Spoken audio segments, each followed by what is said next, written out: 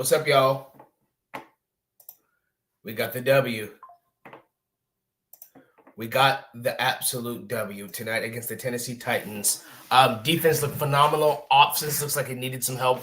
But regardless of what we think, we got the W. So we walk out of here home, fast start 1-0, going against Indianapolis next week. We're going to come in here. We're going to buck our feelings. We're going to talk about exactly how we felt about this game, what this win means, what this loss means, what we're thinking about going to next week, who stood out and who didn't, who needs help and who does not, who's on the rise and who's on stock down. Guys, thank you for coming in to another episode of Buck Your Feelings.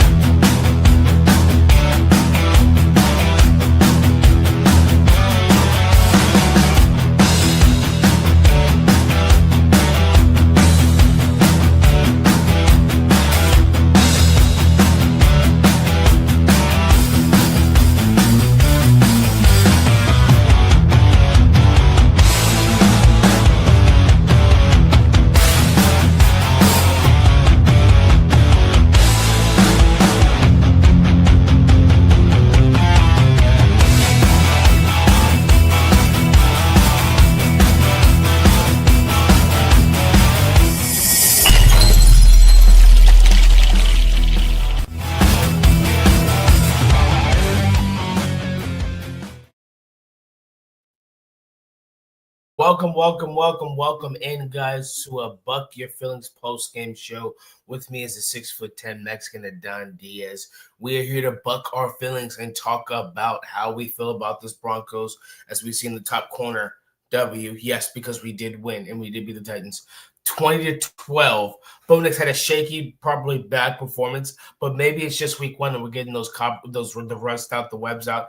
Defense looks fantastic, even without our starting inside linebacker. But we are here to talk about all those things. But before we get started, guys, you already know what to do while you're here. You've gotten started on it, so we want to thank you guys. But don't forget to like this video, subscribe to this channel, because we are on the path to 539. And at 539 subscribers, that triggers a Bo Nix jersey giveaway, and you must be subscribed to us on YouTube to be a part of that giveaway. Why 539, you asked? That is Peyton Manning's touchdown record that he broke when he was with the Denver Broncos. So we want to honor that by giving a jersey giveaway at 539 subscribers. And guys, the giveaways does not stop there. We have other milestones that we want to hit with the subscribership.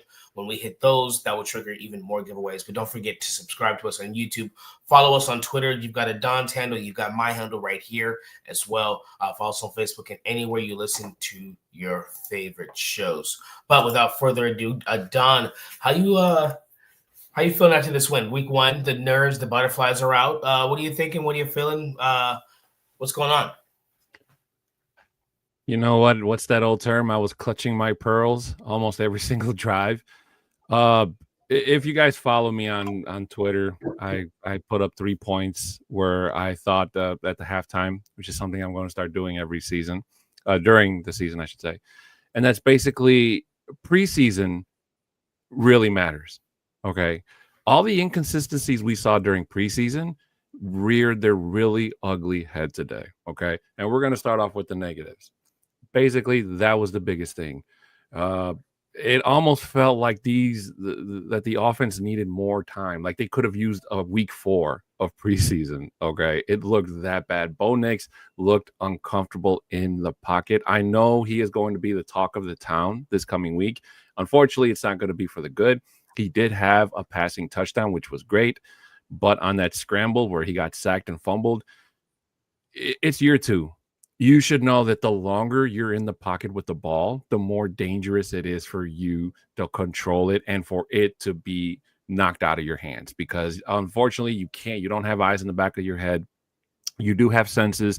You always have to try to be aware, but you put the ball in danger. You put yourself in danger because you can literally get creamed or crammed, and that would have been really worse. The first interception, I'll give him a little bit of credit. I do feel that Cortland Sutton should have definitely tried to bat that ball or fight for it. I felt like he just kind of gave it up. The second interception, though, that was really ugly. That was terrible. Sean Payton, I need you to. I don't know if he's getting his commands to challenge from upstairs or if it's just his gut instinct, but not everything needs to be a challenge. We got lucky on that one, but that was an obvious no call or shouldn't have been challenged. The first one was fantastic, and for the defense was outstanding. Even without Drake Greenlaw, it looked like they didn't lose a single step. They literally picked up from where they were last year. And I'm only excited to see what it looks like with Greenlaw in there. Hopefully he can make his debut as a Bronco next week against the Colts. But they rattled Cam Ward all game. We did have a little bit of luck that Calvin Ridley had the he had the CD Lamb hands, because there were some catches that I'm pretty sure Ridley could wish he could contest. But even if he did, that wouldn't have changed the fact that this defense is literally sell block D. It's what we've been saying all offseason. Again, it's not the no-fly zone 2.0. I've been seeing it all over social media today. It's been getting on my nerves, really, Isaiah. So, but the thing is, we cannot continue this narrative of the defense continuing to carry this team. The offense did wake up towards the end, Isaiah, in terms of, J.K. Dobbins. We saw that sighting. R.J. Harvey with the fantastic breakaway. There's a reason why they went and got these two guys. It shouldn't have taken until the second half in the third quarter to actually start using them. Like I said, when you force Bo to make more and more consistent throws, he's more likely to make those types of mistakes like the ones we saw. Yeah, I think you made some excellent points. I think the defense was absolutely lights out, and I was my friend Sean, who's here. He's a new Broncos fan, but it was kind of like an audition today. The Broncos were, and the first thing that stood out to him was Talanoa Hufanga. He said he is everywhere. He is exactly as advertised. He is in on every single play, forcing fumbles. I mean, the guy is just absolutely fantastic. And so him and Brandon Jones definitely play well. And so you saw him force the fumble, Brandon Jones recover it. And then you also saw at the end Jaquan McMillan force a fumble and Johnny Barron recover it. Johnny Barron looks good in 23. R.J. Harvey looks pretty decent in 12. But in regards to the offense, I thought it was very vanilla.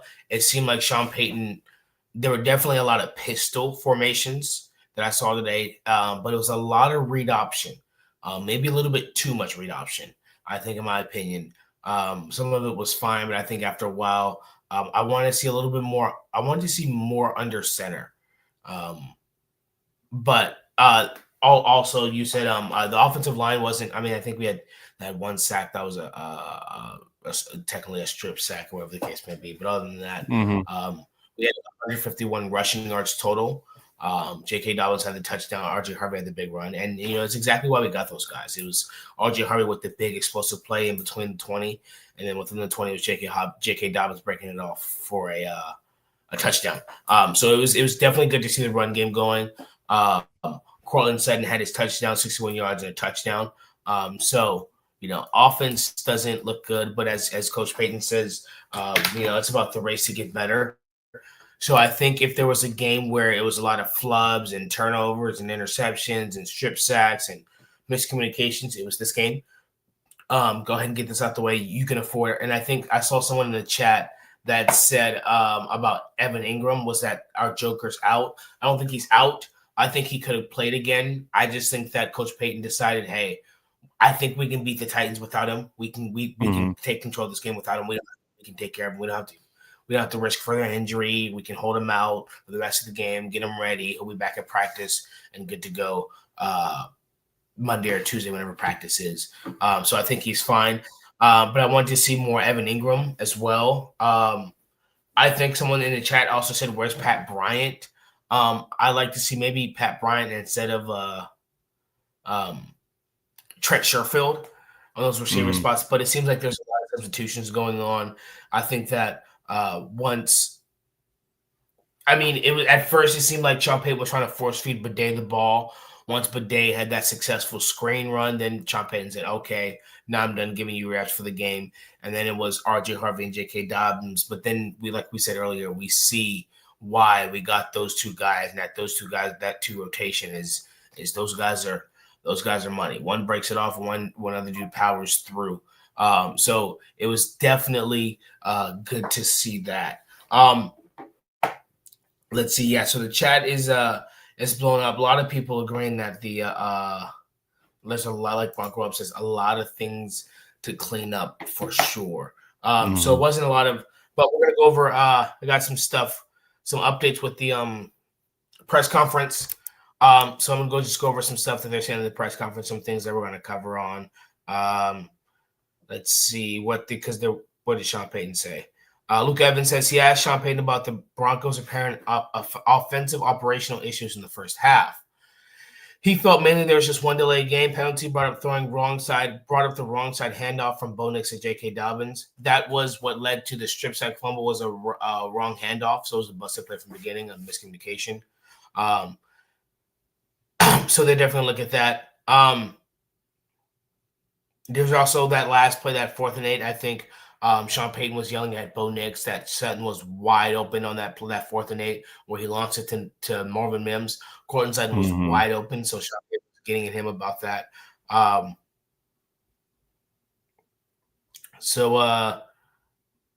Sean Payton said at one point in the game, Cam Ward became one-dimensional, specifically early in the fourth quarter. Then the Broncos pass rush took over. We felt that was one of the keys to victory. Next Gen Stats says Nick Benito generated a career-high 9 pressures. Wow. On 22 pass rushes. Wow. Including 5 quick pressures under 2.5 seconds and a sack in the Broncos' first win. The newly extended generated 7 of his pressures against the left tackle Dan Moore. Wow. He had an excellent outing. That's incredible. But yeah, that's just what happens when you lock him up. There's more updates, but I'm just going to give that out so far, Don. And, just based off what I've said so far, what do you think about what Sean Payton said about the offense, the operational issues, and how that's going to handle going into Indianapolis? So what do you think about the updates you've given so far? So there's some more. We're just going to go over those, but I just want to get your thoughts on that so far. Yeah, no, I appreciate the thought. So Sean Payton was really ballsy going for it on 4th and 8. It's something that most people do on Madden, but that's because he was really confident in his defense, and he basically challenged the Titans on that because he literally could have. I'm sure Will Lutz could have put that ball in between the posts, and the game would have been out of reach. But I was freaking out at first, but at the same time afterwards, it was like I see it. I mess with it, Sean Payton's taking risks. I don't know if you want to call that a calculated risk at that, but risks all in general. To answer about Pat Bryant, I think that a lot of players you're probably not going to see just for the simple fact that they're just, number 2s.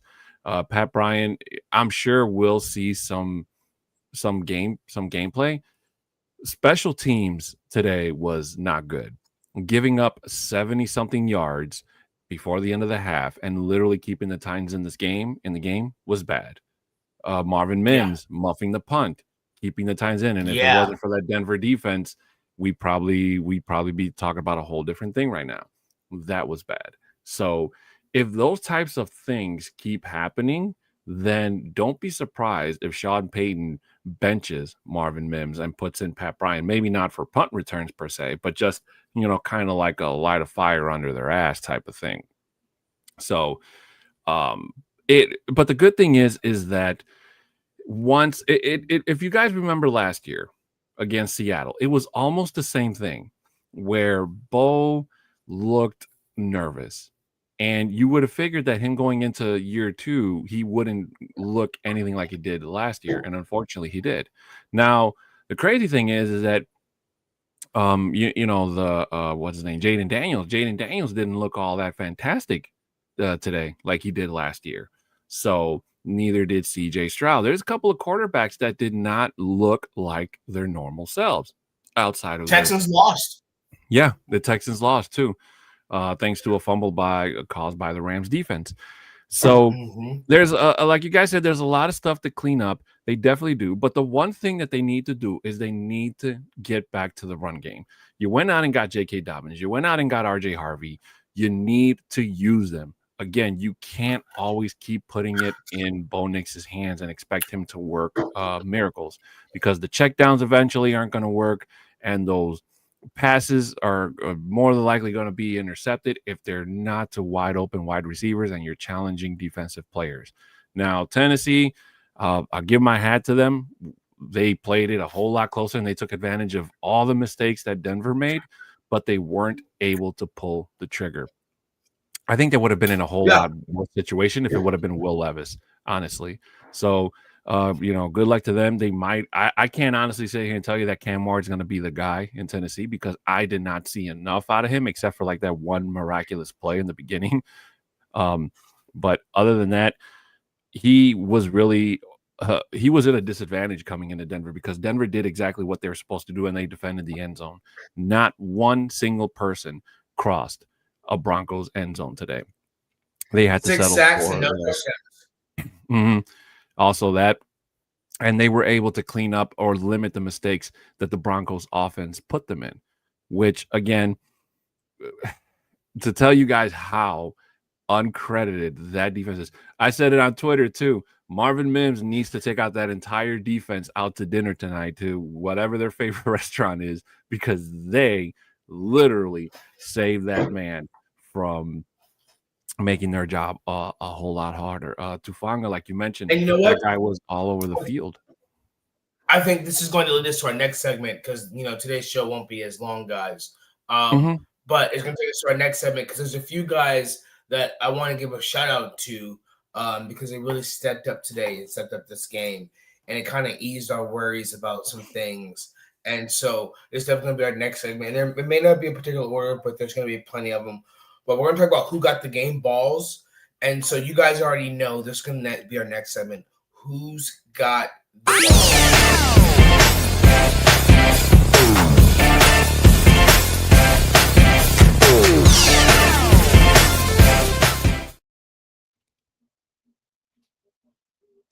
Get to like this video, subscribe to the channel, and share this with your friends and family. We are on the path to 539, guys. Make sure to follow us on Twitter. 6'10" Mexican Bronco gentleman. Guys, this is our segment, Who's Got the Balls? This is where we come and we give out game balls from the persons that we saw that performed the best on special teams, offense, and defense in no particular order. But, I'm going to let Adon go first. Adon, you go first. You can go offense, defense, special teams in no particular order. I'll go off you. Who's got your first game ball? My first game ball is going to go to Nick Bonito, because that man was amazing today. He literally made everyone know and remember and remind them that he was worth the contract extension. And honorable mentions to that entire front defensive line, from Zach Allen to Jones to Bonito to Jonathan Cooper. And I will die on the hill where I said they were robbed out of a safety. I don't care what the replay or the camera or virtual assessment, replacement, whatever that crap is says. But Nick Bonito was where he needed to be. He got the pressure. He got the sack. He made Cam Ward uncomfortable in the pocket. And Cam Ward scrambled more than he probably gave himself credit for. Although it didn't do him any favors that his right tackle went down. And whoever that backup was, I'm pretty sure they're going to have nightmares for the entire plane ride home. So Nick Bonito definitely gets my first game ball of the night. Yeah, I think he had 1.5, 2 sacks. He was a fire off the edge, a couple tackle for losses. The first play of the game was a tackle for loss. And one thing that I've noticed before I get to my game ball was it seems that when George Payton pays these guys, they have an excellent year. I mean, he paid Pastor Tan, he gets DPOY. He pays Clint Miners, he gets first team all pro. Pays Nick Bonito, first play of the game, Nick Bonito has tackle for loss, has 2 of them, has a couple of sacks. he eased my worries. I'm glad we settled him now because if we didn't pay him and he had put on this type of performance, we would have been like, oh, the price just went up $3 million. The price just went up $3 million. But yeah, he was absolutely excellent. I 100% agree. Let's see.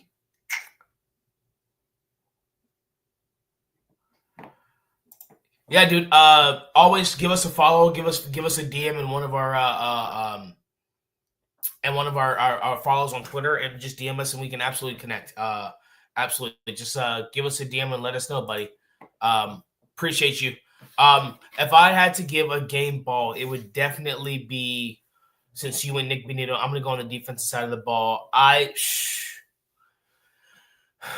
See. I think Riley Lamosse played excellent. A couple PBUs, he did exactly what I wanted him to do in the pregame. But no, I'm gonna go Riley Moss, but I'm gonna give honorable mention to Justin Sternad. I think he played an excellent game. There's a couple plays where I just watched him read the whole well, and he was fast downhill, decisive. I'm gonna go Justin Sternad and give honorable mention to Riley Moss. I'm gonna switch that. I think Justin Sternad stepped up next to Alex Singleton. They looked really good. They looked really communicative. They looked fluid. They looked no holes, like nothing was missed. So I understand exactly. The reason why I'm going to give him the game ball is because maybe we're okay if Greenlaw doesn't play next week. I'd rather him get ramped up snaps in next week's game and not be the first field goal against the Chargers. Because, we got Tyler Warren and stuff like that, and the Colts look decent. But Justin Sternad really had a good game. He looked really, really good. So I'm going to give him a game ball. So I'm going to go. So since we went defense, I'm going to go offense. Make this really simple for both of us. I'm probably going to go. I'm going to go RJ Harvey. And so I'm going to go RJ Harvey because his big 50-yard run was exactly why we drafted him. It was right up the middle. And then when he got to the second level, he broke out and he went for 40, 50 yards. He went for 50 yards. And that was excellent. That's what we want to see. That's exactly what we wanted. And so that was the difference maker between the game. So, when the defense is tired, when it gets in the third or fourth quarter, and your offensive line is bruising, that's when you bring the explosive back in, and that's exactly what we wanted. Adon? You took my second pick. I was gonna say RJ Harvey, but you know what? I'm gonna give it to Courtland Sutton. Again, I do wish that he contested that one pass better, because I felt even if he doesn't reclaim it, he would have at least been able to knock it out of the cornerback's hands and make it an incomplete pass instead of a turnover. But he did have the game winning, but he did have a touchdown catch. He did make most of his catches tonight. I think he did have like one incompletion, if I had to say. So he continues to be the threat on offense going forward, which is great. And I really wanted to give one to Bo Nix, but unfortunately I can't. The fumble and the 2 interceptions, unfortunately, are not enough for me to overcome and say that, he deserves one. There is a lot of football, so he does have time to win one. However, I do think that whatever we saw today in that offense needs to be center stage tomorrow in the film room, because none of them is going to work going forward. The Colts made Miami look they made them look like a junior league football team. And I was telling a bunch of Dolphins fans today, hey, at least you guys now know how we felt when we got spanked by you guys a couple years ago. Enjoy that feeling, because that's you guys. The only difference is that Denver got better from that game. Right now, they're going straight into a dumpster sale. They do not look good. Nothing on that team looks good on either side of the ball. But Indianapolis going forward is definitely going to be a whole lot tougher. I know Jonathan Taylor is really looking forward to meeting us again. Yeah. Daniel Jones doesn't really scare me as much, just for the simple fact that I don't see him as a huge threat. However, this will be the first game on the road this year for the Broncos, And what worries me is if Bo Nix doesn't clean up the mistakes that we saw today and he plays exactly like he did today, those are the types of things that even with our defense as great as it is, eventually they'll break. Something that bends will eventually break if you bend it enough. Well, remember last year that Bo Nix had 3 interceptions against the Colts last year, and we still were able to eke out a win. I don't think this year with Daniel Jones and their improved defense, I don't think we could afford 3 interceptions and Jonathan Taylor dropping the ball to win. And they won a revenge game. So I think the Titans was a game where we could afford 2 interceptions and a fumble. I think the Colts is not a game, and I think it's good to get this out early now so we can watch it in the film. Bo Nix doesn't usually repeat his mistakes twice, or usually doesn't have hopefully doesn't have back-to-back games like that. But hopefully also Sean Payton knows to run the ball as well. So I said Riley Moss was an honorable mention. I'm going to give one more honorable mention, and then you can give yours before we close out. I'm going to go ahead and give mine to Jeremy Crawshaw. He had an excellent game as a punter. So it seems what they did in practice really worked, because today he had 2-3 good deep punts, pinned them back. One almost came into a safety. So special teams looks good outside of that big kick return and Marvin Mims' muff. I think Marvin Mims is very emotional. But so far he's a 2-time Pro Bowler, so I'm going to keep him there. But yeah, Jeremy Crawshaw is going to be my honorable mention. Who was your honorable mention, Don, if you had to give it to someone? Just trying to think off the top of my head. Again, you stole my answer. But I'm gonna say PS2, just for the simple fact that he didn't need to have a gigantic game. See, this is what people don't understand. Just because PS2 is not making interceptions and pick sixes and all that does not mean he is not an elite corner.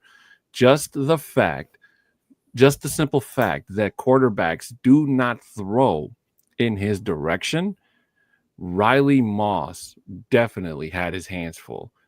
There was that one play where I think it was the only one where Cam Ward went deep and Riley Moss was able to get the ball out of his hands to prevent the catch. And so just PS2 being out on that field,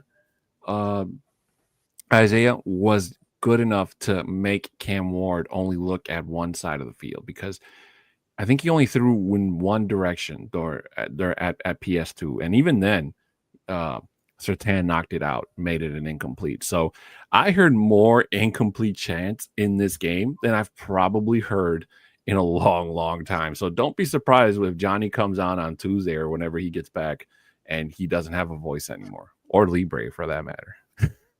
Yeah, mine was going by halftime, so I had to slow down with the yelling because mine was going by halftime. But absolutely, yeah, that defense was absolutely excellent. I mean, 133 total yards.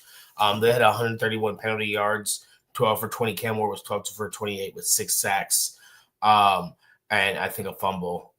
So it was a bad game, and our defense was absolutely excellent. We did what we were supposed to do against the Titans defense, but hopefully that those guys will be back. Guys, we are getting ready to head out. We are exactly about at the 30-minute mark.